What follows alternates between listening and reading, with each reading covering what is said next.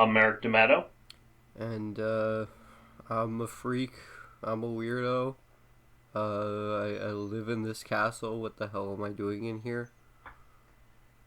Well, it's a very small castle. We're at very small castle. It's like one of those ones you find in a goldfish bowl kind of I castle. was going to say goldfish bowl. Yeah, Oh. It's pretty much that. So, this movie belongs in a goldfish bowl. We're actually doing Castle Freak today, which is an H.P. Lovecraft movie. It's by Stuart, what's his name? Gordon? Stuart Gordon, and I did not know this when I was selecting it, but oh no, it's another freaking full moon movie. Really? Full moon, huh? Yeah, I don't like full moon too much. Well, at the very least, it's Jeffrey Combs again. We have him. Yeah, Jeffrey Combs is in it. A man travels to Italy with his family to live in the castle they have recently inherited, but he soon begins to suspect that they are not the only occupants. It has a 5.9 out of 10, and it's based on The Outsider by H.P. Lovecraft. I haven't read The Outsider, so I'm not sure how exactly true to the source material this is going to be, but, I mean... Completely... I have read it, and completely not. It's not, huh? I mean, it got that there's a deformed guy living in a castle. That's about it, huh? But in the story, he's the point of view character, and he's empathetic. Okay. So you can actually feel for him, and I think he's undead. Like well, his deal is different. Well, I mean, if you're being tortured and everything for multiple years, and you're just being left somewhere, eventually something's gonna give, and you should die. But in his case, I guess wasn't so lucky. I don't know. No, he just became a weird monster. Anyway, let's watch Castle Freak. Yep, let's do that.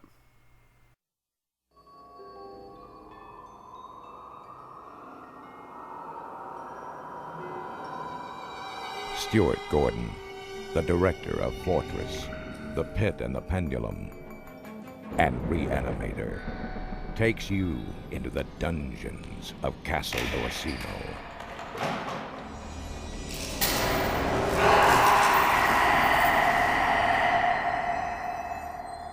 Now an American family. Welcome to Castle Riley, lady. Will inherit a legacy of evil. They say the castle is haunted. And a master of modern horror.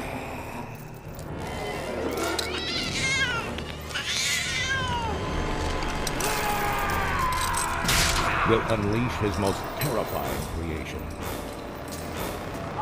Stuart Gordon's Castle Freak. There's somebody else here! There's somebody in the castle!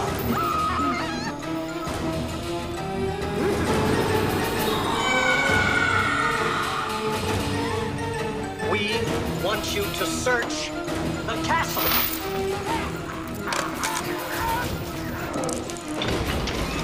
Giorgio D'Orsino. He was never buried. She kept him alive. He's here somewhere in the castle.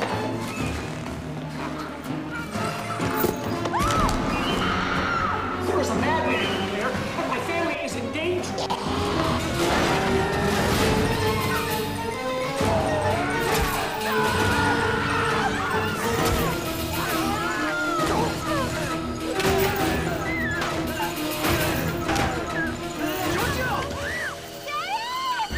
Reanimators Jeffery Combs and Barbara Crampton.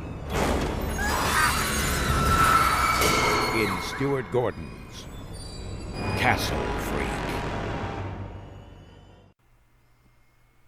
Well, that was certainly an H.P. Lovecraft ending, if nothing else. Wow, that was dark. Very. It has no conclusive anything. It doesn't wrap up pretty much anything, with the exception of the guy dies. Well, yeah, it's an H.P. Lovecraft ending, an ending of life sucks, wear a helmet. That's how all this stuff ends. Don't usual H.P. Lovecraft endings end in, oh, I'm just fucking insane, so I'm just gonna kill myself, okay, bye? But that's dealing with the Cthulhu mythos stuff. Yeah, but I mean, other like, stuff. that's still there. like very H.P. Lovecraft. It's just like, oh, I'm insane now. I guess I'm just gonna fucking anti-hero. Whatevs. Like rats in the walls is, oh no, I fed my friends to the rats in the walls. Haha. Oh no, now the rats are eating me. Oh my god. That's how that one ends. It's such a fucking H.P. Lovecraft fucking bullshit ending. Just fucking. Oh So- yeah, you died. That's it. There you go. Rocks fall. Rocks fell on you. Now you die. Everybody. At least it's So- better than the fucking Friday the 13th game where it's like, you died, everyone that you know died, your dog's dead, game over, fuck you. AVGN. Nice. That might as So, well be the we- game over screen for this movie. We start out with in a castle. There's this Uh-huh. old Italian woman who is she's cutting salami and puts it in a bowl. Yeah, and she also She likes- pours milk for her cat, and she also makes a bowl of rice. Yes, would you like some rice in a bowl? She puts a bowl of rice. And then she goes into this guy who's in a cell, Yeah. and she whips him with a whip, and then she gives him the salami, Yeah. and we get our title. She has like and then she dies. Yeah. She basically like has like this like cat of nine tails basically. She just like pulls it out and fucking whips this weirdo in this cell. You know, we don't know why yet, but I mean like she just fucking goes But we know down she there has and just him mollywops in a the cell. shit out of him. Yeah. Mollywops the And then fuck she out of him. dies, and the whip falls under her bed. Yeah. Also, it sounded like she was speaking Brazilian at the beginning, because like she goes like Venga as she's walking down the stairs, and Venga is very like Brazilian or like Portuguese. Like it's you know what Venga means, like most people do, and it's like yeah, she says that, and I was like, okay, is this supposed to be set in Brazil, or like is she Brazilian? I don't know. But like it kind of threw me off for a bit. I think they're in Italy, but Yeah, they are for sure. But it's like also, how much did it freak you out when they started calling Jeffrey Combs Giovanni? I was okay with this because I already knew. I was like, okay, yeah, they're in Italy. You know, the guy's name is John, and like, yeah, Giovanni is the Johnny of Italy. So it's like, okay, Yes. anybody named Johnny, like the second you cross international waters, you're Giovanni now. Just hey Giovanni, just you look at like what? I did kind of fucking get like a little bit of like a reel back when they had that moment where they're like, see Giovanni, your parents were never married, so that actually makes you the bastard. And I was like, ah. It's like I was Thanks, watching movie. I was watching The Witcher season 2, and I don't know which character it was, but apparently one of the Witchers that was killed was called Merrick. Okay. It's like, oh wait, what? So it's like I got Merrick to be a is Witcher dead. and then I died. Yeah, exactly. the Witcher Merrick is now dead, which you've probably died multiple times in the Witcher game. So I mean, like that should be nothing new to you. I cheated because the game sucks, but whatever. see, cheating death in that game is perfectly fine because I mean, like you're trying to deal with monsters and everything. Now, I mean, I'm not like, talking about The Witcher 3. I'm talking about The Witcher 1. Yeah. And The Witcher 1 sucked. You're still dealing with monsters though, right? Yes, of course. So it's like, That I don't know. helps. If anything, I find it's a bit more understandable cheating in that fucking game. Because it's fucking old and jank. The family comes up. Their lawyer, who looks a lot like one of my uncles. It's weird. Yeah, they're like, they come out of this tunnel. I actually do really like the first tunnel shot and everything. It's kind of nice. It's four of them in the car. So I guess it's a foreign car. Hey. Yes. So it's like, yeah, they're coming in, and it's the dad John, played by Jeffrey Combs. It's his wife Susan, and their daughter Rebecca. Their boy Elroy. I forget Elroy. the guy that's driving's name though. What the fuck's his name? I know he's the lawyer. Yeah. Let me check the IMDb. He tells him, it's like, oh yeah, you inherited this castle. His name is Gianetti. Gianetti, okay. It's like, yeah, he tells him, it's like, yes, you inherited this castle. And Jeffrey Combs is like, yeah, I thought at first you were scamming me. Because it's like, how fucking often does someone get up in the morning and get a phone call saying, hello, I am a Nigerian prince. Yeah, exactly. I would like to give you this Italian castle. Yeah, exactly. I am a fine Nubian prince with many jewels. And if you give me your credit card information, I will give you this castle. So it's like they ride in, and oh yeah, the old lady died of like a fucking heart attack, huh? It was like fucking Yoshikage Kira killed her. She just died in on her bed in the fucking. The wife, Susan. Yeah. She really hates John. Oh yeah, they can't stand each other. It's more like it's more her hating him than him hating her. Oh, no, I said she hates him, not he hates her. Yeah, exactly. But it's because, and the movie takes kind of its time getting to this, but he got drunk and was driving a car, and then their son was killed in the car accident, and their daughter was blind. Yeah, well, they kind of, like, get to that sort of right away, in my opinion. It's like, they go like, oh, yeah, it's, we're kind of going for, like, a fresh start over here, you know? And it's like... when like that night and everything when they're talking, like Jeffrey Combs goes into Susan's room and is like, hey, yeah, I think we can start over and everything over here. And then she's like, no, get off of me, like after what you did I can't forgive you. So like then he leaves and he goes down, but she's also refusing to divorce him because she insists on just continuing to punish him. Yeah, it's like her whole purpose right now. Also, he has a castle. You're not going to divorce the guy when you just moved into his castle. So it's like... Plus they have like the daughter and she's blind and everything. She needs things now. She needs support, you know.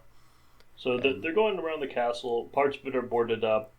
And they're just really like looking at stuff. Yeah, they meet the housekeeper and the cook. Who's Agnes Giordano or whatever, like or Ignacia. It's her name. Yeah, her name is Ignacia. She is Gianetti's sister. She's cool. We like her. I was gonna say it's like it's his sister. But yeah, she's nice. If anything, like a little too nice. She should be a bit more like fucking like. She should be a bit more like strict with some of these fuckers, but it's like.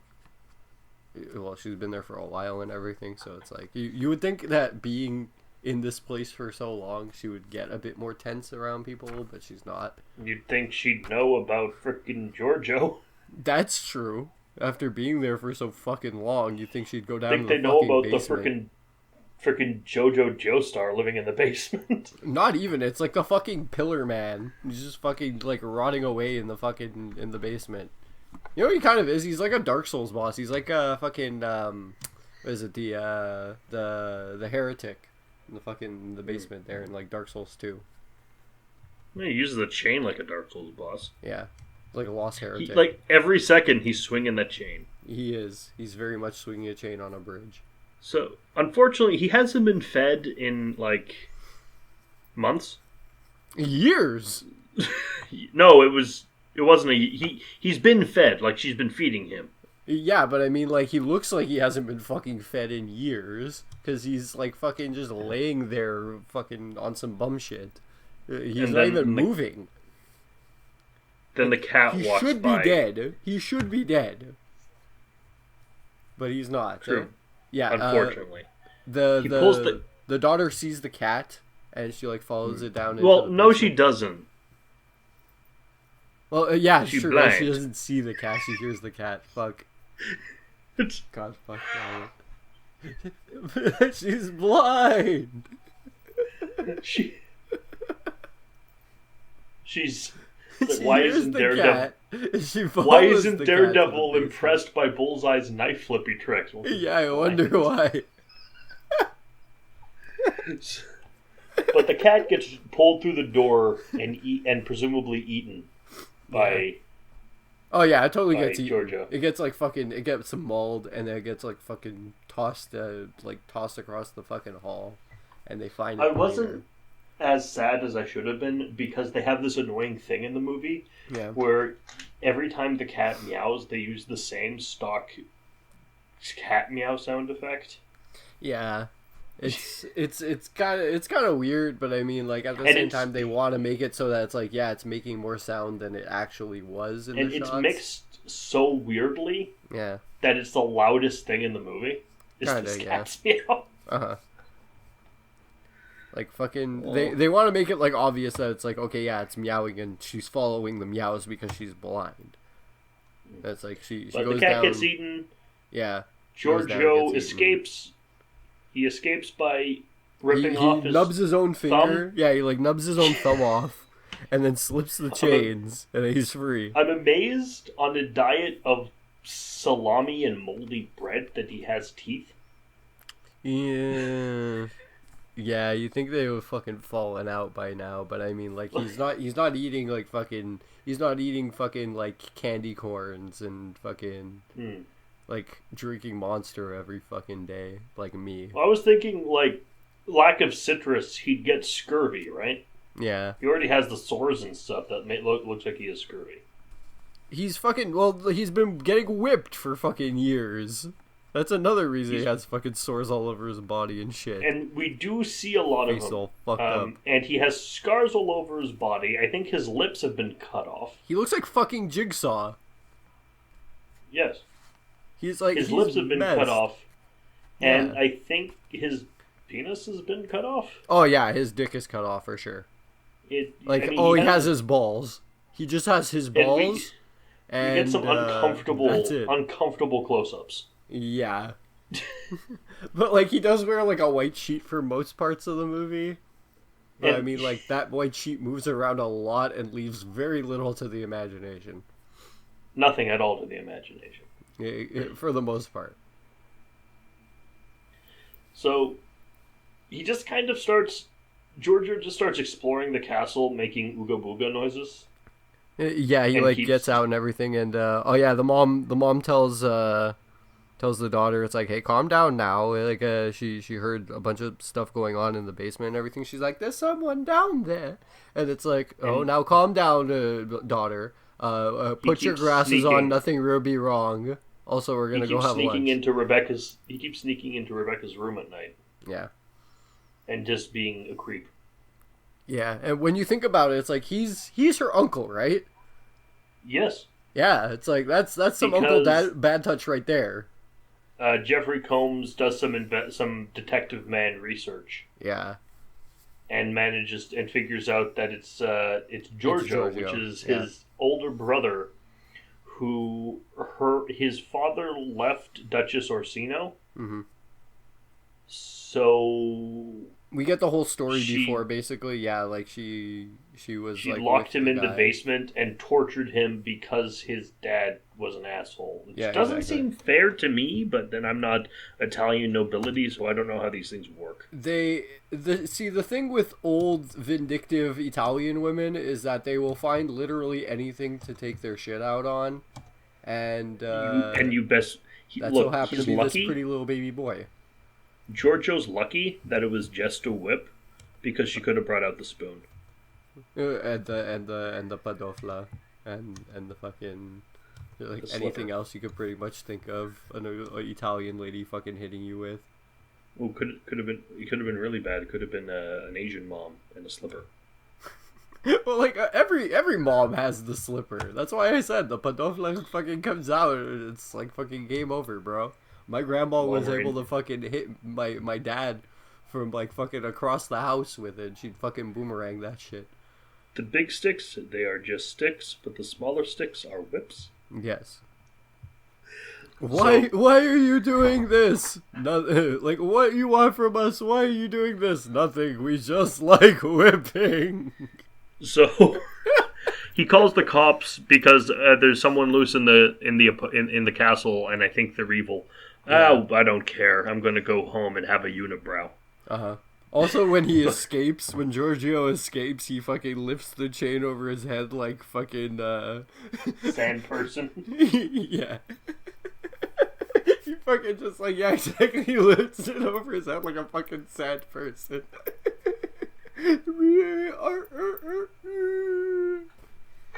Sand people are actually have a surprisingly deep and complex culture.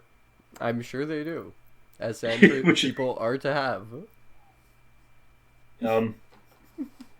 So they continue to argue and fight, and nothing really happens until Jeffrey Combs decides to go drinking in town. Oh yeah, this all starts basically the second he fucking really like comes off the wagon. And he drinks all of the beer. Yeah. At first, like, he finds the wine cellar in the basement, and he fucking breaks a bottle and, like, cuts his hand. And then he's like, you know what? This is a fucking sign. I'm gonna start drinking again. So, yeah, he goes into town, he has one shot, and then that becomes, like, 7. And then that becomes 25. And then he picks up a woman called Silvana, who he actually doesn't know is a prostitute. Yeah, but, like, the second I saw her, I'm like, okay, here comes Putana Polly coming in. I'm surprised he managed to pick up a woman while not speaking the same language. Well, no, she kind of picked him. She was like, "Oh, this looks like a foreign dumbass. Let's fucking grab some of his some euro from him." Wait, I know that guy. He's the American. He's an American. Wait, an American recently moved here. He owns a castle. Yes. Yeah, exactly. She was fucking probably like fucking scoping him out the whole day. He's like, I'm down for that. He takes her back to his castle. Yep. And also, yeah, he like spills her wine. He's a mess. He pours wine on her. Yes. Because he's drunk. Yes, because he's a fucking mess. And so they do it. He pays her, and then she gets captured by Giorno. Mm-hmm. Who, let's say, sexual cannibalism occurs. Yeah. Like, well, first they fuck. First they bang. Well, no, they can't. Well, like, no, the John and... Oh, her John and Jeffrey Combs, yes. Yeah, exactly, yeah. First they bang, they drink, and then they bang. Well, Giorno's watching like her. A creep from behind the barrel. He's, it's basically, yeah, it's the second verse of the creep. He's, like, hiding in the barrel, watching, like Nicki Minaj. He's hanging out with his family. Watching them have a party. So yeah, she wanders off while John is fucking passed out with his bottle in his hand. He snatches the bottle out of his hand after, and Giorgio, I'm fucking calling him Giorno. Giorgio. Yeah, call him Giorno. Yeah. Call him Giorno, why not? No, he's not Giorno. This is the complete opposite of Giorno. If it were Giorno, he'd be able to heal himself. With the power of gold experience. Oh, okay. So Giorgio Armani over here fucking grabs her and leaves her Giorgio Armani handbag on the floor, and fucking ties her up and just fucking starts gnawing at her nips. And other things, and then Ignesa comes in. Yep. And so he beats her with a chain, apparently hard enough to decapitate her. Yeah, apparently. I was like, okay, she got KO'd, and then like we see her head later. I'm like, oh fuck. So he's talking with his lawyer Giannetti. After this, this prostitute went missing, and he gets arrested. She was last seen leaving with you, and there are some problems. One, she has a kid with the police chief. Yeah, that's going to be a problem for you. And two, but like, there's no actual evidence we can get you off. Like, hold on, what's it? Oh yeah, apparently they found her handbag. Yeah. At your castle, so yeah, you're kind of screwed. Yeah, it's like you denied search. That's number one. Number two, we found her handbag in your castle. Number two, we found her dead and eaten with Agnes's severed head beside her. Yeah, exactly. Number three, everybody knows like what the fuck you were doing with her. Also, like that's another thing. So I mean, like you're looking at a lot of evidence pointing towards you. Oh no! Now your lawyer is strangling you. That's not a good sign. Yeah, the second they see the head on the floor and like her body is just fucking there, it's like, oh yeah, like you totally did it, and fucking the dude just turns turns on him and just starts fucking choking the shit out of John. So he's in prison. Yeah, exactly. He gets sent to jail. And, yeah, before this, like, the dude was trying to blackmail him, so it's like, how good of a lawyer to be blackmailing you with this shit? Like, isn't that against the lawyer code? Like, to be blackmailing somebody with their fucking Do you information? have to blackmail him? Can't you just charge him at more? Yeah. Blackmail is unnecessary. You can charge him whatever you want. You're the lawyer. Yeah, exactly. It's like, this is my fee. My fee will go up now. Yeah, just say that, and then he'll be like, grumble, grumble. Fine. That's really it. Especially if it's an Italian lawyer. If it's an Italian lawyer, it's like, oh, okay, yeah, your fee is whatever the hell you ask it to be. Could be a mob lawyer. Yeah, exactly. Like, less fear of you wearing cement shoes.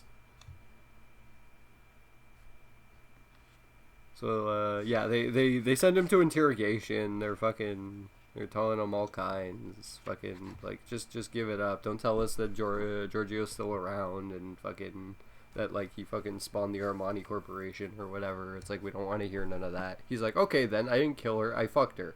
It's like, there, that's what you want to hear? And then the police chief tries to strangle. He just decks him in the face with the matrocla. Yeah. Oh, so the cops are trying to look after Rebecca and Susan, and one of them goes, gets sent to go get water, and he dies, and then the other one goes looking for him, and then he dies too. That's score like what? That's score like 5 for this fucking hobbling weirdo. You can call him the M word you like to call things. I give you permission. That's 4-0 for this mongoloid then. Yes. For this Mongtardo. Yep, that's exactly it. So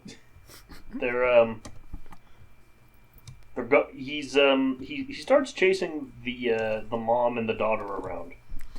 Yeah, like they were like praying, and then he shows up and he grabs Rebecca, and then the wife gets involved. She grabs a knife and fucking, she's like, "Take me!" She's like being all like seductive, like showing her like his bra, like showing him her bra, and like, "Take me!" And it's like he fucking tries to go at her. What proceeds can best be described as haunting ground gameplay? It's pretty much haunting ground. Yeah, this is Italian. This is basically haunting ground. Haunting Ground's already Italian. It's already set in Italy. Is it actually? Yeah, I think so. Huh. Okay, well.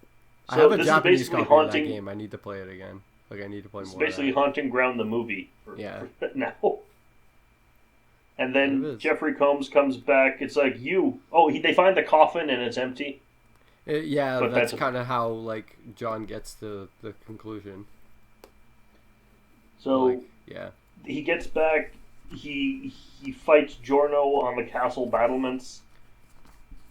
And Giorno upgrades to Gold Experience Requiem, but it doesn't work because they both fall off. John is the real Giovanni. Both of them fall off. They both die. And both of them die. Yeah, Gold Experience Requiem took both of them this time. And then the movie's just over, and it's sad. Because they're both dead. Yeah, they have the funeral, and then it's the cop with his son just, like, staring at them from, like, fucking 10 yards away. And just, like, being all creepy. It's like the cover of The Omen. I think the movie's over. I think the wife should have walked up and smacked him in his face, because it's kind of his fault. That would have been a great ending.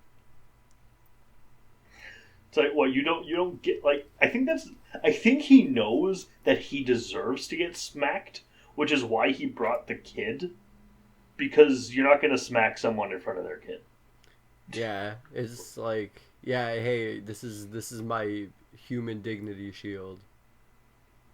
It shields my dignity, this child. I do find it funny, because Giorgio, he did find out that Rebecca was blind. Uh-huh. Because he was like, no, trust me, you want to sleep with me, because look at this picture of me when I was a child. This is my logic. Wait, you're blind? Oh, okay. It's like, well, I guess that makes sleeping with you easier then. He has no dick, but he must screw. Yes. Truly, this is true horror, losing your dick. I don't understand the point of this movie, frankly. Like, it's supposed to be like a mystery and then like tragedy. But the trailer it's one of these movies ruined by the trailer because the trailer says what's going on. Okay. Like, it doesn't have really anything to, like, leave to mystery. I guess it's, like, mostly supposed to be, like, a redemption story, I guess. Because, like, at the end of it all, like, John's like, forgive me. And she's like, I forgive you. I love you, John. And then he just dies. And it's like, no. And she's like, John, you're an asshole. It's like, that's right. I'm an asshole. With an Uzi. Honestly, that should have been the ending of the movie. He just pulls an Uzi out of hammer space and kills Giorgio. Yeah, it would have been better because at least then this is true. Like you would have just fucking nailed him, and then the family would have been safe, you know, to live in the castle. He's out of line, but he's right. He is. That's very true. Yet another movie though, saved by the acting chops of Jeffrey Combs. Because honestly, this would have been way more boring with any other actor. It's weird how many H.P. Lovecrafts he's been in. Yeah, but also it's kind of understandable. When like you look at the guy in the way he's been in this. He's been in freaking. He is the Reanimator. He was in Altered States. He was in, but that's not H.P. Lovecraft. Yeah. From Beyond. It's kind of a true Lovecraft-esque though. No, it makes too much. It's scientific. It's based in science, not racist enough. It can't be H.P. Lovecraft. I could say the same thing to fucking Reanimator, but I mean, like that fucking movie has no black people in it. Then again, it's not based in science though. It's based in racism. Well, I'm not going to go into that. Read it yourself. But there is the science of Reanimator. I think you mentioned to me one time also, it's like at one point it's like, yeah, we experimented this on like black people and it didn't work because they're black. Well, no, it's like we didn't know if the serum would work because we've only on black people because we only tested it on humans. It's like, oh my god. Oh, that was the lie. Howard, no. Howard, why? Jesus. But it's the science of the Reanimator. And then he calls his cat over. It's yes, that's actually also in Rats in the Walls. But the thing with Reanimator is I'm not talking about the science juice that brings people back from the dead. Oh. That is the science fiction portion of it. That is, it's like the time travel and time machine. Yeah, but the fact that the science fiction crosses over with the real world racism is some shit. But the science of you can't inject something into a corpse's veins because they're not doing anything because the heart's not beating, so it's not going to circulate around. It's going to pool just at the bottom. Like it's going to become Requiem for a Dream. Like you can't just inject stuff into corpses. Corpses don't have circulatory systems anymore because they're dead. Okay, I guess the moral of the story is don't go around whipping people for no reason, and also don't inject okay, the moral of the story is I think dead bodies. Don't do child abuse is a good moral for the story. Don't whip your children and fucking cause them to go fucking AWOL and bite their own thumbs off. Don't drive drunk. Yeah, otherwise you'll make your kids blind or dead. Though I gotta say, it's kind of the kid's fault. Because it was in his high chair playing with a Game Boy. Then he drops the Game Boy, so he takes his seatbelt off. Right. It's like... But his dad did tell him, don't fucking do that. So, I mean... Yeah, he was turning around, which is why he got hit by the car.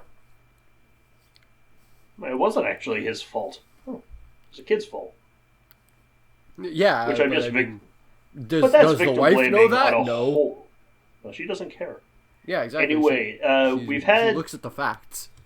What do you give Castle Freak, weirdo? I give it... I give it a hobbling Montardo with a chain swinging a chain on a castle, out of Gold Experience Requiem. I'm going to give it a brand new castle in Italy. Mm-hmm. But be warned, there's a mysterious death curse. I wish it was just a death curse. So next week we looked at at one master of horror with H.P. Lovecraft. Next week we're going to look at another one with Stephen King. Yes, and this movie's monster is so ugly that everyone died. The end. Yeah, about. I feel that's Homer Simpson. Kind of is. That you're quoting. That's just a bunch of stuff that happened. Okay, anyways, we'll watch that next time. Yeah. See you guys next week. Bye. Bye.